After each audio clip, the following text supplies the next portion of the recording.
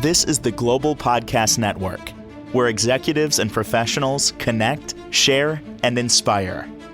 Stay tuned for the conversations that drive success.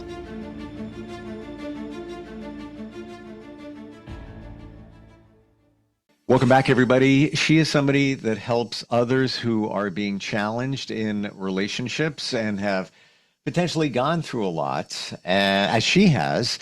And I'm talking about relationships that typically contain a narcissist. She's written books on that. The Silent Abuse is one of those. I think the other one's called Reclaiming Your Life. And that's what this is all about with our professional of the year. Sherry Canino is back with us. How are you doing today? I'm well, Steve. How are you doing? Really good. You've given a lot of insight since we've gotten together. Can I share something I heard related to a friend of a friend that's going through a relationship challenge right now, and what it sounds like to you? Sure, absolutely. Love to. Okay, I'm going to try and piece Let's this go together. there. Let's go there. Okay. Woman dating a man. Been quite some time now. They have even talked about getting married. They live a little bit of a distance, same state, but a little bit of a distance from each other. I don't know what it is exactly. Again, this is a friend of a friend. I'm going to say probably maybe an hour, something like that. She's met his son who has some mental challenges, never met the daughter who does not. He recently got divorced.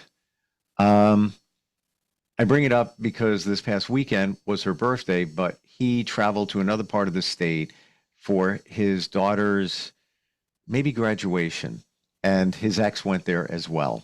Yeah, split families, that can happen. But here's where the pieces come in. He didn't even acknowledge her birthday, and he was going to be gone on her birthday. Then, she shared with him, I went out with some friends. I drank a little too much because I never do. I was celebrating my birthday. He got angry, has issues with that, wants to know where she's going, what she's doing. Love bombs her from time to time. As I understand it, financially supports her a little bit here and there when needed. And she was wondering, what do I do here? And my friend said, and this is her friend, just yesterday, she said, well, I'm just gonna suck it up and just, keep hanging with him. So all of those pieces, I left out a big piece of the puzzle. She walks into his place and he changes his email screen, and there was a website for people who want to find others who want to do a fling. And then look at your eyes. And then his excuse was, my daughter had this up here. What is this? Let's come up with a better excuse than that. Daughter's 20 something. She's not looking on that site. All the pieces there put together. What's that sound like? Well, I don't like to diagnose someone as a narcissist without, I would actually have to meet with them and be with them for a while and of course. But this is just surface level here. Exactly. At the very least, so many red flags, right? So many red flags and already super toxic, right? So he's not trusting her, but he wants her to trust him. Because, this is my theory, because he's not the one that should be trusted, so he's projecting it back on her. Yeah, 1,000%. And you know what? Just an everyday toxic person will do that. You don't have to be a narcissist to project what, you know what I'm saying? Project I'm going to act overly protective and where are you going and what are you doing? And it's going to make me look like, in their minds, they think it makes them look like, I care so much and I think you're doing something. So if I was thinking that, then I wouldn't be doing it. It's like, take the focus off of that person and throw it on the other person because that person is doing something. Yeah. I had that. want that in my relationship. And I don't want to, go down the narcissist road here, but the one thing that is on my radar screen, and it's just like blipping, bleep, bleep, bleep, is the him not being happy that she went out and had a fun time with her friends. It's her birthday. He's not around. Didn't even acknowledge her birthday. Didn't even say, hon, listen, my daughter's graduating, or whatever it is, and yeah, my ex is going to be there too. I didn't even get clarity on the accommodations, if you will, for that. Mm. And why wasn't she invited? If they're talking about getting married. There you go. Thank you very much. She invited. I mean, well, she hasn't met his daughter after a quite long period of time. So when you say a long period of time, how long? Like, that's very general, and it's a long period of time is different for other people. Again, I'm not directly connected to this. I just hear, the story. I'm going to say a couple of years. Oh, okay. So a couple of years. So it's not been like a couple of months. Where it would be reasonable not to introduce somebody to your kids yet. It's understandable. Let's call it understandable. But if this kid is graduating, she's not really a kid. She's a young woman. 100%. So either she's graduating from high school, she's graduating from college, whatever. Either way, she's probably 18 plus. For sure. Yeah. So I'm pretty sure at this day and age, young adult children can handle the fact that their mother or father, being that they're split, has moved on. Yes. Yeah. And again, I'm going to cut slack if it was a few months, maybe 6. All right, I get it. You want to be sure. You want to be sure. Years, couple, easy, easily. There's too many things here that are on the radar screen. Yeah. Oh, yeah. Yeah. I wonder what kind of relationship the dad and the daughter actually have.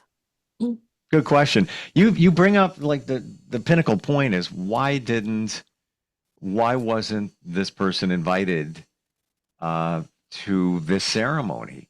Why? Yeah. Hey, I got a room.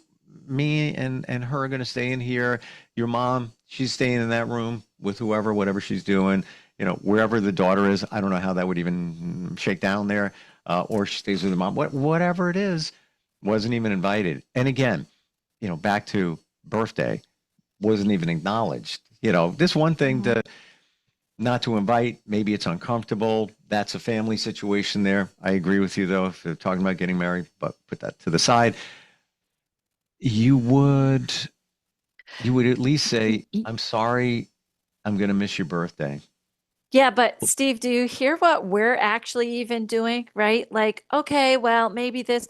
No, it's 100% a red flag. You're with a significant other. This is not a little child. This is not a child who can't understand. This is, when you get to be like 10 plus, the kids get it. The kids understand. They can understand, period. So, okay, being, first couple months in, yeah, I probably wouldn't, if I had a little boy or little girl, I wouldn't be like, oh, let me just bring people in and out of this kid's life.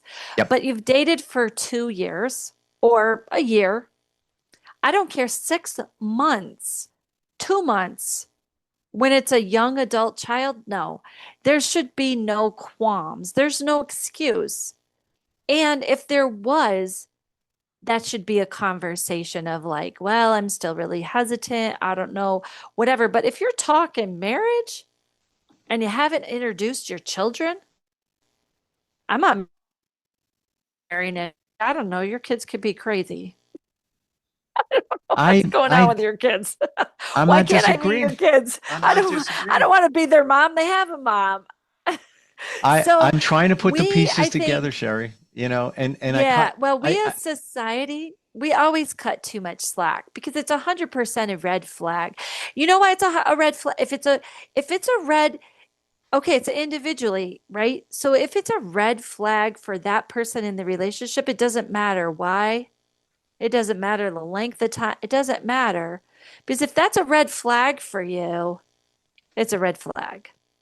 So she's trying to make the things okay, but here's the situation in a toxic relationship. It doesn't get better, it gets worse. The more you put up with, the more you say okay, the more you let them trample your boundaries, the more they do. Mm. And then it becomes you're alone in this relationship and you're unhappy. And now instead of 2 years, you're 5 years. Yep. And then 6 years. And then 7 years. When do you say, hey, like I'm cutting my losses, like I so deserve better? And she's made the decision after everything that we're discussing here to continue. She's thought about it. And I don't judge anybody, at all. I'm just presenting the facts and we're just looking at how you would handle that. How you it's coach somebody. 1,000% no judgment because I've been there. I mean, Yeah. I stayed with my husband, right? 26 years. I stayed till he passed away. And I saw the red flags way in the beginning. And I made those excuses. The thing is that today, knowing what I know, working on myself, going on my own healing journey, no, I wouldn't. So they do. This is like the rule of thumb. If you are not okay with the person today, exactly how they are you okay if they never changed to stay with them?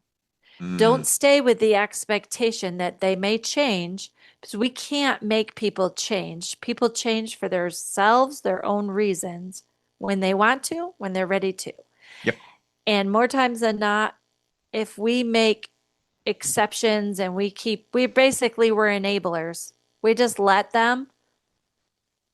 So, you know, is this young woman who's in this relationship with this guy today, if he never changed and he continued this way, not acknowledging your birthday, not making plans and saying, let's do something ahead of time, or not like we'll do something after, or, let me bring you with me because, this is an event and I want you to be a part of my life. My kids are a part of my life.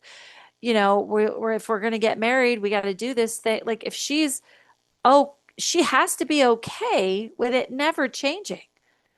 She has to be okay that the rest of her life she may split holidays and never see her significant other in holidays or big events that his children have or anything that his ex-wife is going to go to that he may decide he's going to go to too. That he may be looking up sites to cheat. Like if you have to be 100% okay with that because it may never change. Just because you caught him, just going to be more careful. Obviously, she's okay with it because she thought about it, processed it. You said something before. It just sends it home. A red flag is a red flag. Yeah, we try to rationalize it. Well, maybe there's no getting around it. Walking in and seeing somebody change screens and there's call it a cheating site up. Yep. Can't deny that. That's a fact. He even came up with a lame excuse for it. She's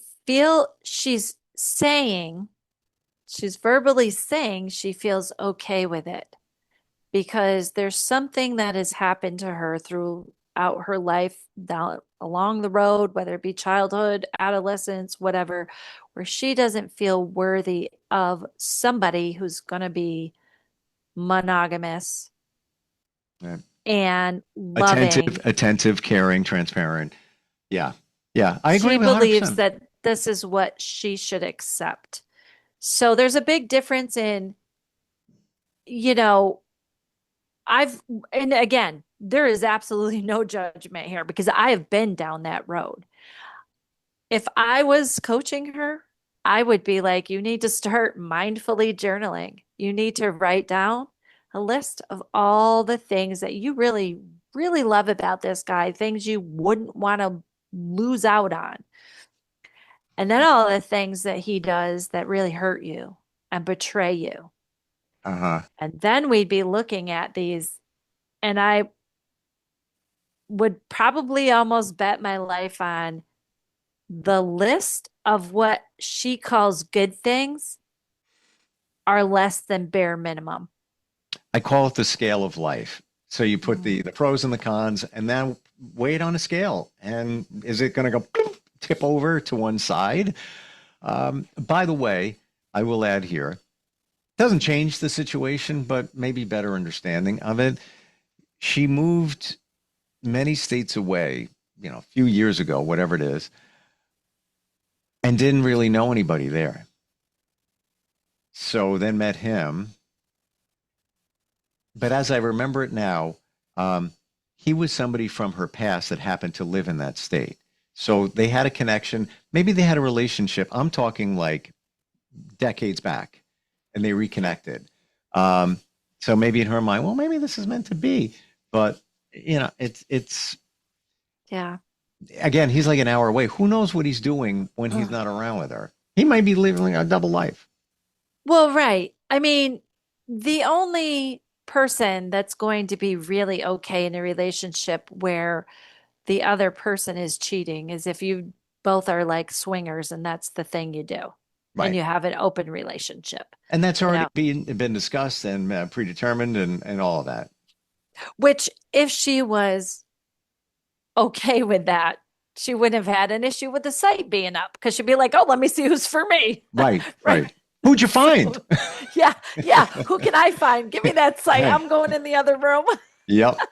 But so I think a lot of, we in society, we always tend to do that. We find ways to make it okay. But really what we have to look at is why are we accepting, the pros, the pro list usually in a case like this, again, is what you would expect as a bare minimum in a relationship. So is that enough? Because it's not like if your pros are like, well, we're thinking about getting married. We're talking about getting married. Mm-hmm. And he helped me out financially, gave me a few $100 because I was short on something. Is that really like going above and beyond? No, not in my eyes. I mean, if it was just somebody you just met and they were like, hey, yeah, let me throw you a couple $100. Don't worry about it. Okay. Then you're like, oh my gosh, I just met this person and he's already, but again, if they're doing that, it's kind of a red flag because why are they doing that? Probably not going to last. Well, it's probably done by design because now he's, I don't want to say hooked her, but I'm helping you here, so I'm providing value, I'm providing companionship, maybe intimacy, yep. Blah, blah, blah, blah, blah, blah. But with that comes all this other stuff. Mm-hmm. He may be doing it for somebody else too. It's a conditioning and it's brainwashing, right? And it's the intermittent, like, oh, you're gonna catch me on this site, but then tomorrow you need a few extra bucks and I'm gonna be your hero. Right. I'm going to be the one that's there, right. When you work with someone, do you help identify why somebody may accept a relationship like that or, kind of go deeper into what's going on there? Yep. And a lot of it really, I'm going to say it usually honestly, almost all the time. It ties, especially if we're getting a narcissistic abusive relationship, it ties back to childhood needs we didn't get met. Whether it be, mommy issues or daddy issues. And like, for example, with my mom being borderline, she totally conditioned me. She wanted me to be what she wanted me to be. She didn't want me to have my own identity. And anytime I did, I was slapped down for it.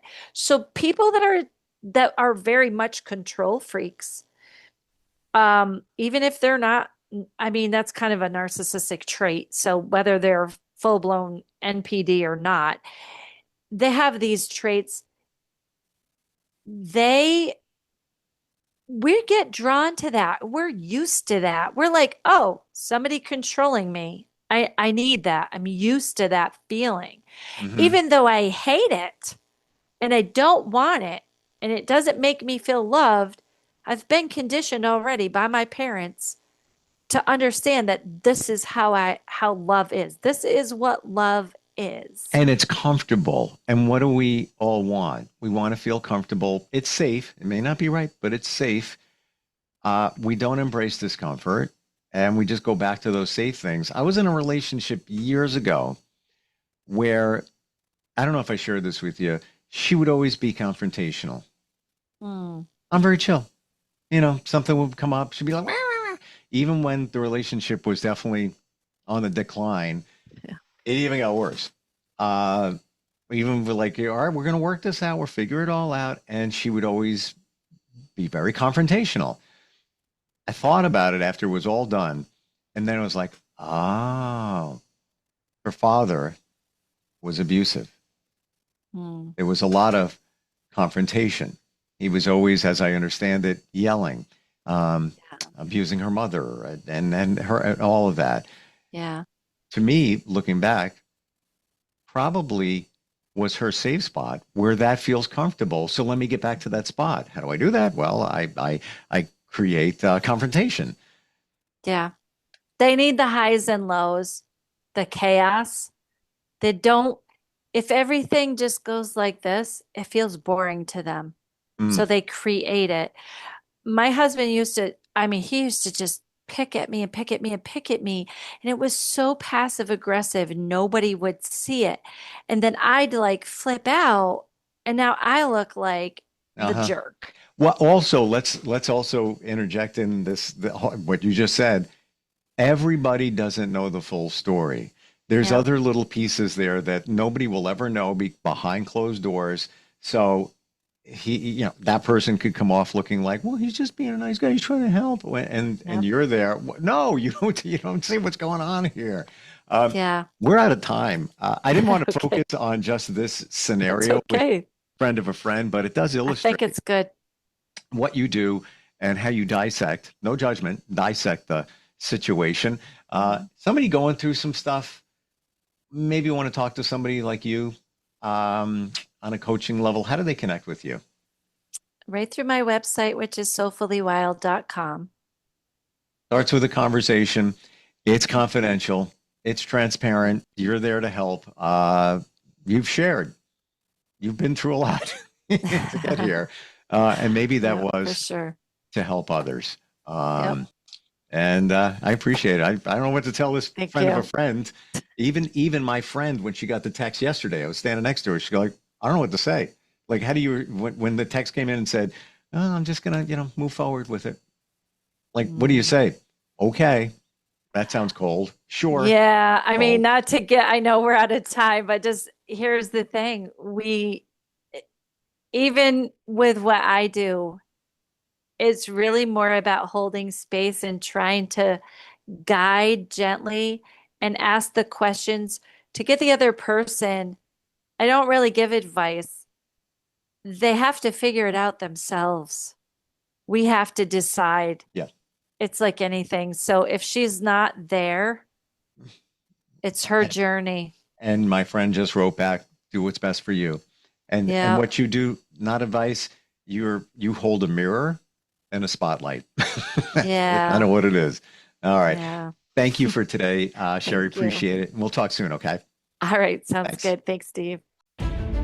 This is the Global Podcast Network, where executives and professionals connect, share, and inspire. Stay tuned for the conversations that drive success.